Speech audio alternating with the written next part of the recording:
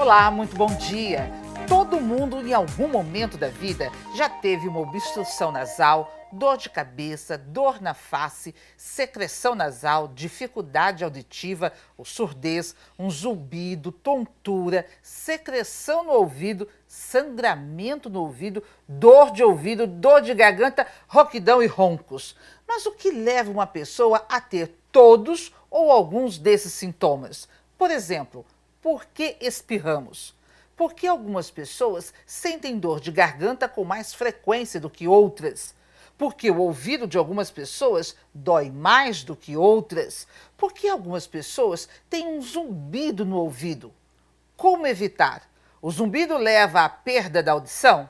No Brasil existem hoje 10 milhões de pessoas com deficiência auditiva. E será que há alguma chance dessas pessoas voltarem a escutar?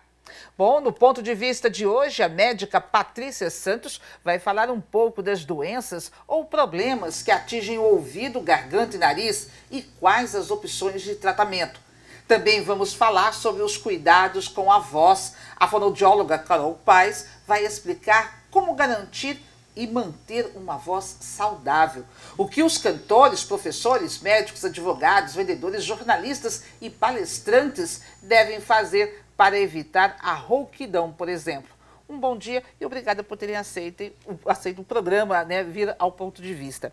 E eu começo querendo saber, Carol, rouquidão é a mesma coisa com uma pessoa, por exemplo, ficar afônica?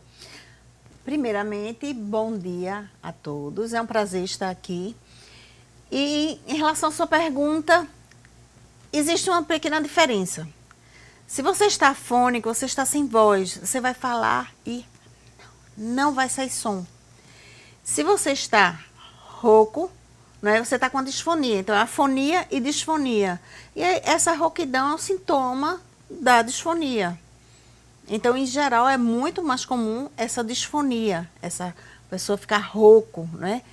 A voz partindo, a voz soprosa. Então, todos são sintomas da disfonia. Olha, passado o carnaval, tem muita gente agora que fica assim, né? Ah, porque cantou demais, gritou demais, pulou demais, ou tomou muito gelado, e essa pessoa, ela fica rouca, né? Afônica não, mas ela fica rouca. E aí o seguinte, nós podemos ter a pessoa que está rouca, ou porque contraiu uma virose, ou porque gritou demais, ou muitas vezes nenhum nem outro, mas ela acorda de manhã rouca e ao longo do dia, conforme ela vai falando, a voz vai ficando, vai se normalizando. Isso, Eliana, bom dia a todos. É muito bom falar sobre esse tema, é muito comum, sim. E realmente pode acontecer, como você falou, pode acontecer como sintoma de uma doença, sempre é um sintoma de algum tipo de problema. Então, mesmo a rouquidão em quem é locutor, jornalista, escritor, ator, ele pode ter alguma alteração já crônica na corda vocal. Aí ele pode ter algumas doenças na corda vocal e aí isso já é antigo. Quando a gente está exposto no carnaval e tem bebida e toma coisa gelada e fala muito, porque a gente canta, quer acompanhar todo mundo, normalmente a música é muito alta, então a gente quer acompanhar, então aumenta muito essa voz. A gente pode ter uma lesão aguda, um trauma agudo na corda vocal. E a corda vocal pode ficar inchada, né? E aí gerar rouquidão. Como também pode ser fazer parte de uma faringite, inflamou a garganta, a parede posterior lá da garganta está inflamada. Então, isso se propaga também para a laringe e para as cordas vocais. E aí a gente também pode ter a rouquidão por conta disso. E aí é transitório, mas tudo isso requer tratamento, né?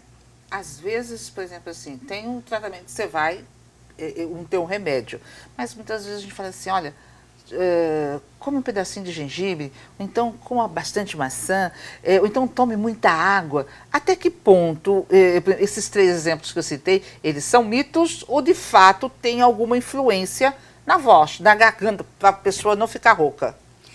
Bom, algumas coisas são mito, né? Por exemplo, o gengibre, do ponto de vista nutricional, é um alimento importante, interessante. Ele tem várias funções como anti-inflamatório. Mas se você usa o gengibre porque está um pouco rouca e a garganta incomodando um pouco, e aí você vai e masca o gengibre, dá aquele ardor. Esse ardor vai fazer com que os seus sintomas diminuem. E aí, o que é que você vai fazer? Você vai fazer o seu trabalho vocal, a sua fala, o seu canto, com um paliativo na sua garganta. Então, e você vai perder um pouco o feedback da sua garganta. Então, você vai falar muito ou cantar muito sem o cuidado suficiente e depois vem aquele efeito rebote, ou seja, vai ficar pior. É como se a gente fizesse assim, vamos agora comer o gengibre, tomar uma medicação que é a base de corticoide, que ela é excelente para a corda vocal. Então, naquele momento, ela ajuda muito e aí eu vou sobrecarregar mais ainda a minha voz. Exato. E aí eu estou gerando um trauma maior ainda. Você anestesiou naquele momento. É uma doença mal curada, se fosse o caso, né? Isso. E a mesma coisa vai. Aí, isso é o caso do gengibre. E a maçã, ou então tomar muita água. Tome bastante água, que é bom. Bom, vamos falar da maçã e vamos deixar a água por último. A maçã, ela é um mito também. O mito no sentido que a maçã, diferentemente até do gengibre, ela não tem esse poder anti-inflamatório, certo? Mas foi feita, inclusive, pesquisa, viu que a pectina não tem uma ação na prega vocal. Mas se usa a maçã pela textura, que muitas vezes você tem muita tensão nessa região toda, e quando você come a maçã, aquela mastigação com aquela textura dissipa suas energias, né? Aquela tensão exagerada. Então, nesse ponto de vista de mastigar uma maçã, é legal, mas ela não vai ter uma ação direta nas pregas vocais. Já a água, não. A água é diferente. A água é muito importante, né? A hidratação, ela tem que ser contínua, em torno de um adulto, 2 litros a 2,5 litros, dependendo do clima. Se estiver muito seco, vai ter que aumentar. Dependendo de sua atividade física, se estiver fazendo exercício, vai ter que repor o que perde, né? Uhum. Então, esses cuidados com a água são realmente importantes. Tomar bastante água, isso é número 1. Tanto antes quanto depois. Isso serve para qualquer tipo de patologia que a gente chama. Essa área da gente aqui, ela é muito sensível à falta d'água. Então, se a gente não tiver água na corda vocal para ter a umidificação da faringe, da laringe, gera um ressecamento na mucosa. E esse ressecamento é que faz com que surja algumas alterações. São liberadas várias células, aí gera edema. Do mesmo jeito o nariz. O que é que a gente manda no nariz? Quando está obstruído, com secreção. Vamos lavar com soro fisiológico. Então, a lavagem nasal também ajuda muito. Inclusive, respirar bem é muito bom para a garganta e para a voz também. Né? Agora, as pessoas ficam assim, às vezes tem gente que o tempo todo tá... A gente fala funga, né? Qualquer coisa... Tá assim, então é assim... E isso faz mal, isso acaba prejudicando as cordas vocais. Isso. Sim. Gera um trauma na corda vocal. Isso é um trauma constante, né? Se a gente fica... Então, eu estou gerando um trauma numa corda vocal que já está com um inchaçozinho. É porque é errado fazer isso? É errado. Pigarrear é muito errado. O fungado é diferente, porque o fungado, na realidade, é porque realmente eu estou com o meu nariz obstruído. Então, você fica tentando limpar de alguma maneira. Mas se puder usar e andar sempre com sorinho, eu oriento sempre meus pacientes que têm problema alérgico, que estão gripados, andar sempre com sorinho. Hoje a gente tem alguns sprays nasais também no comércio, que não precisa estar usando o soro fisiológico mesmo. E esses sprays, eles facilitam muito o uso. A gente pode usar na bolsa, ter no escritório, porque assim, em todo lugar, a gente vive numa cidade que é muito quente, né? Então, todo lugar tem um ar-condicionado. Então, esse choque entre o calor e o ar, ou o calor e o gelado, ele pode perceber que faz logo obstruir o nariz. Do mesmo jeito que ele altera a mucosa nasal, ele também altera a mucosa da garganta. Quer dizer, ele resseca Isso, a o mucosa ressecamento. nasal. E aí onde muita gente fala assim, olha, às vezes eu tenho sangramento, então pessoas que ficam fungando o tempo todo, assim, quem está do lado às vezes irrita, né? E às vezes até a própria pessoa fala assim, mas como é que eu posso resolver? Porque é algo que não passa, é algo que às vezes alivia por um período, mas depois volta e continua. Em relação ao pigarro, ele é cíclico, né? Quanto mais você pigarreia, mais secreção você vai fabricar, mais incômodozinho você vai ter em cima da prega vocal e você tem vontade de pigarrear. Então, você tem que cortar esse ciclo, né? Como a gente vai fazer isso? Eu oriento muito assim, tá com pigarro, tá com sua água aí junto de você, Pigarreou, toma um gole. Pigarreou de novo, toma um gole. Até que você vai fazer a conexão no seu cérebro, que vai fazer o quê? Eita, tô com vontade de pigarrear, já toma um gole d'água. Se não tiver água, uma deglutição mais forçada. Porque você tem que quebrar esse ciclo, senão fica difícil tirar o pigarro. Mas conseguimos sempre. No nariz, como você falou, fungado, essas alergias, na realidade a gente tem as rinites, né? E aí, assim, as rinites elas podem ser alérgicas e tem as não alérgicas. A gente tem um tipo que é muito comum, que é a vasomotora também, que é exatamente esse quente e frio.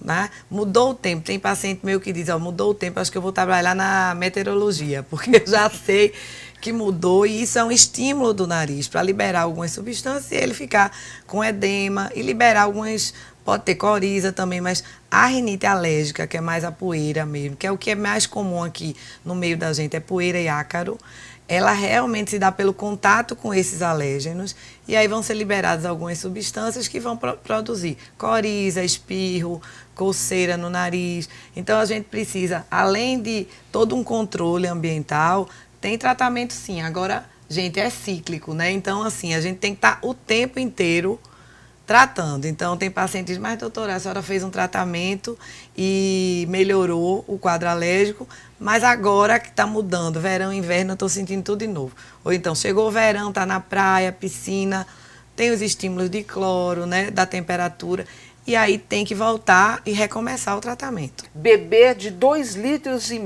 a 3 litros de água por dia ajuda a garantir uma voz saudável, né? Carol disse isso ainda há pouco. A gente vai fazer um rápido intervalo e a gente volta daqui a pouquinho.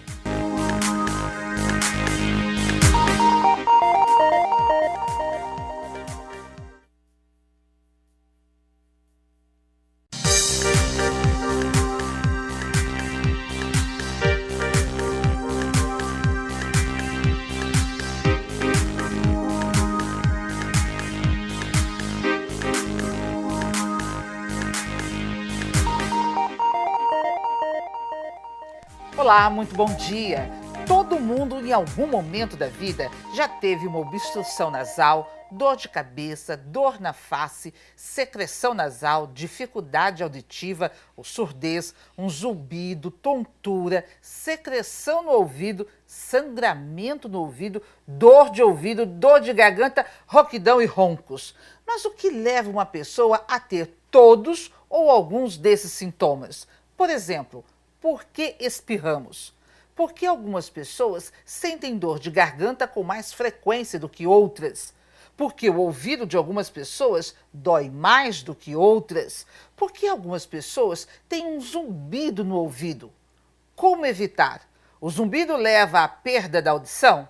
No Brasil existem hoje 10 milhões de pessoas com deficiência auditiva.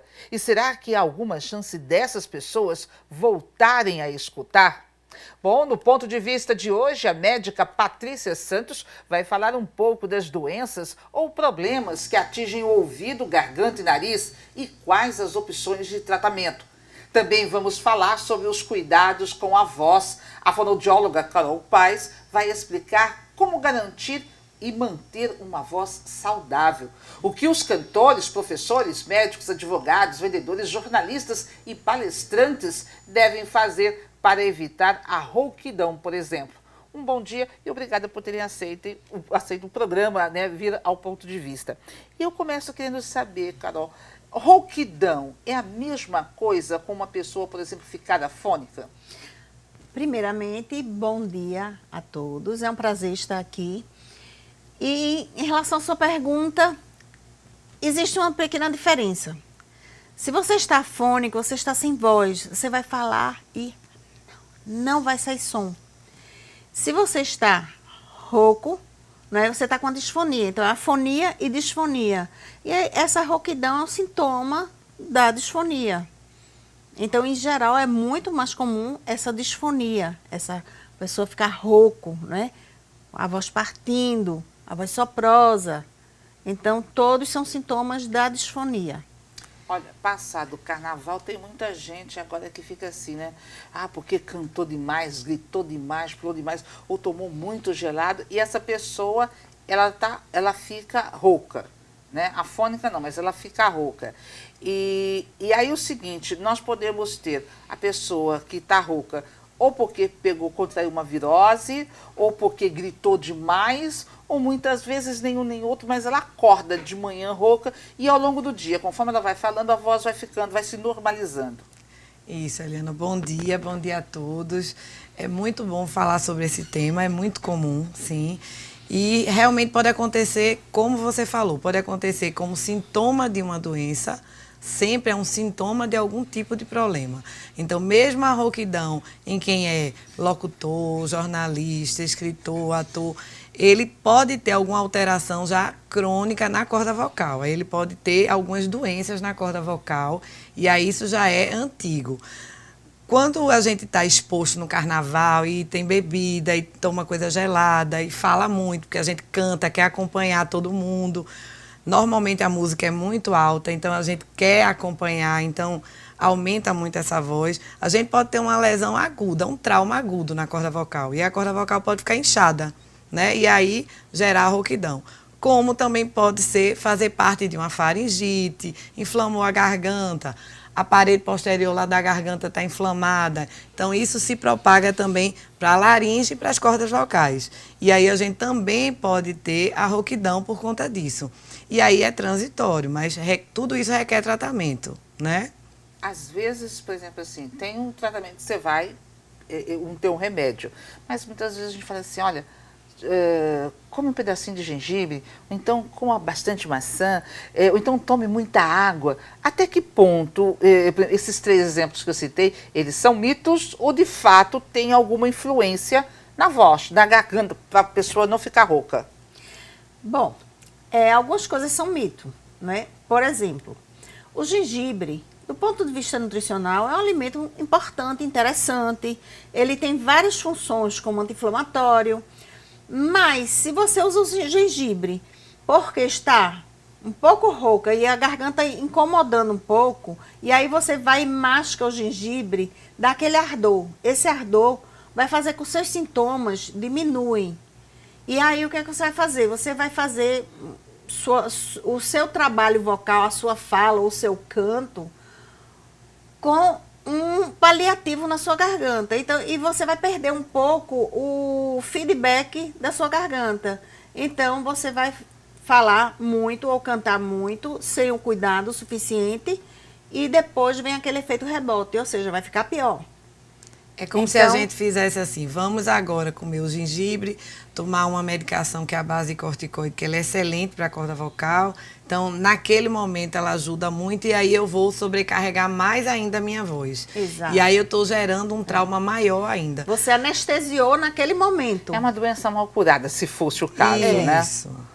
E a mesma coisa vai. Aí, isso é o caso do gengibre. E a maçã, ou então tomar muita água. Tome bastante água, que é bom.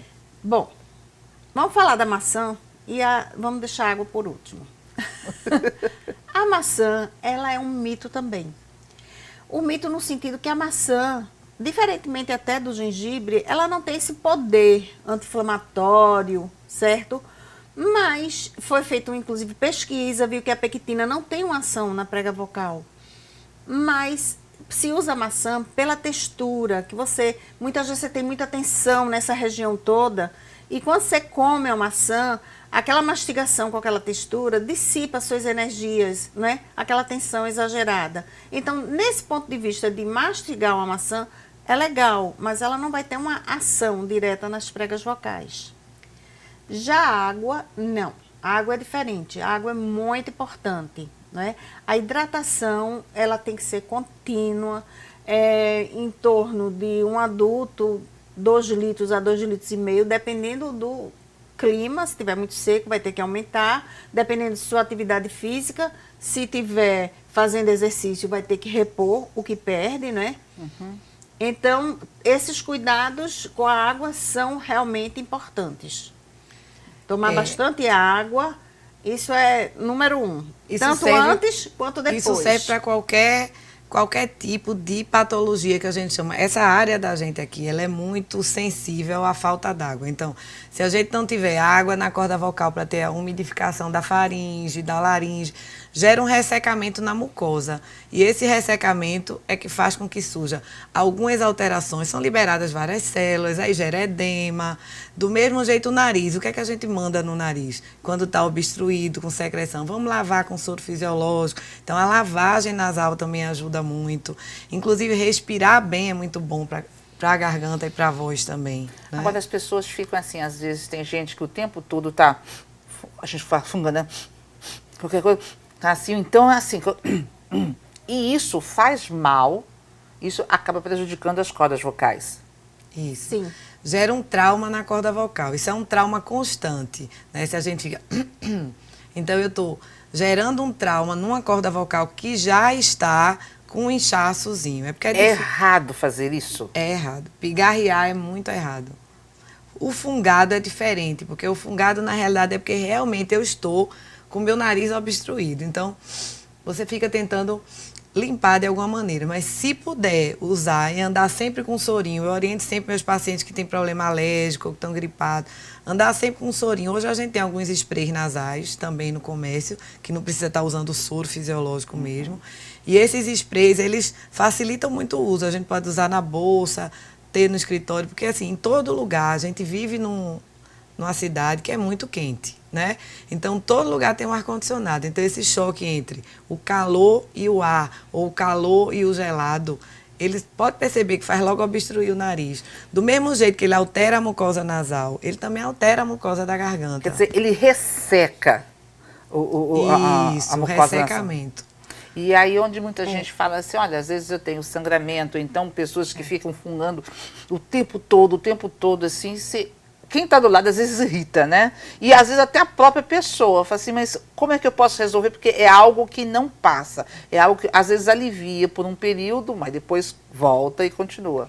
Em relação ao pigarro, ele é cíclico, né? Quanto mais você pigarreia, mais secreção você vai fabricar, mais incômodozinho você vai ter em cima da prega vocal e você tem vontade de pigarrear. Então, você tem que cortar esse ciclo, né? Como a gente vai fazer isso? Eu oriento muito assim, tá com pigarro, tá com sua água aí junto de você, pigarreou, toma um gole. Pigarreou de novo, toma um gole. Até que você vai fazer a conexão no seu cérebro, que vai fazer o quê? Eita, tô com vontade de pigarrear, já toma um gole d'água. Se não tiver água, uma deglutição mais forçada. Porque você tem que quebrar esse ciclo, senão fica difícil tirar o pigarro. Mas conseguimos sempre. No nariz, como você falou, o fungado, essas alergias, na realidade a gente tem as rinites, né? E aí, assim, as rinites elas podem ser alérgicas e tem as não alérgicas. A gente tem um tipo que é muito comum, que é a vasomotora também, que é exatamente esse quente e frio. Né? Mudou o tempo, tem paciente meu que diz, ó, mudou o tempo, acho que eu vou trabalhar na meteorologia, porque eu já sei que mudou e isso é um estímulo do nariz para liberar algumas substâncias e ele ficar com edema e liberar algumas, pode ter coriza também, mas a rinite alérgica, que é mais a poeira mesmo, que é o que é mais comum aqui no meio da gente, é poeira e ácaro, ela realmente se dá pelo contato com esses alérgenos e aí vão ser liberadas algumas substâncias que vão produzir coriza, espirro, coceira no nariz. Então, a gente precisa, além de todo um controle ambiental, tem tratamento sim. Agora, gente, é cíclico, né? Então, assim, a gente tem que estar o tempo inteiro tratando. Então, tem pacientes que dizem, mas doutora, a senhora fez um tratamento e melhorou o quadro alérgico, mas agora que está mudando, verão, inverno, eu estou sentindo tudo de novo. Ou então, chegou o verão, está na praia, piscina, tem os estímulos de cloro, né, da temperatura, e aí tem que voltar e recomeçar o tratamento. Beber de 2,5 litros a 3 litros de água por dia ajuda a garantir uma voz saudável, né? Carol disse isso ainda há pouco. A gente vai fazer um rápido intervalo e a gente volta daqui a pouquinho.